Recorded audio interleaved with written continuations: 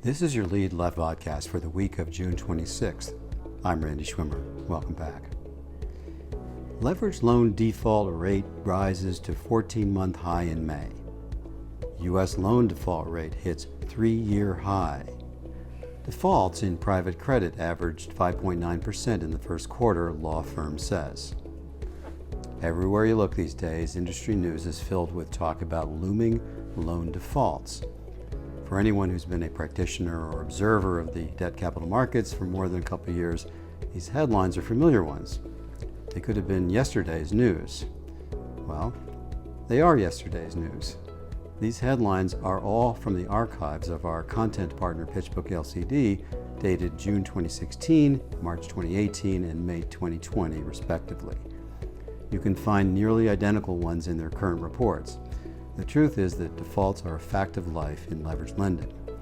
As a manager, the question is, how do you deal with them? But first, it's important to understand not all defaults are created equal. Our friends at Lincoln International recently published their data tracking defaults. A news agency picked up the note. Defaults of private loans continue to increase, ticking up to 4.5% in the first quarter. The only problem was that these were covenant defaults, not payment defaults.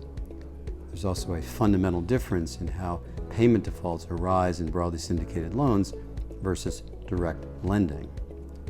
Since nearly all liquid loans lack maintenance covenants, lenders are challenged to protect their positions if borrower performance deteriorates. Yes, they can sell the loan, assuming it's before the negative news gets out. By contrast, most middle market loans have covenants. And in the current environment, those covenants may include interest or fixed charge coverage tests. And those tests are structured tighter than ever to projected financials. So a modest miss on quarterly numbers can quickly position lenders to have constructive conversations with owners about remediation. Part of the persistent default myth is defaults are bad, but experienced private credit managers know they can be triggers leading to enhanced positions in capital structures. Defaults are not necessarily the drivers of middle market portfolio performance. It's really all about losses. Direct lenders deal with default events in much different ways than banks historically did and arguably still do. Regulated entities are penalized with higher capital costs for criticized and classified assets that motivate quick moves off their balance sheet.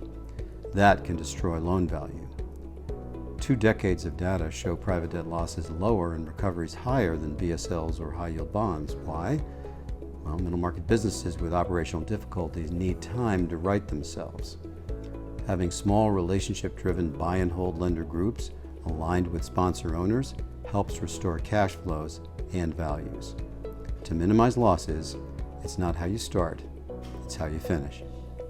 Reporting from the recovery room at the Lead Left, this is Randy Schwimmer, wishing you and your families a safe and healthy week.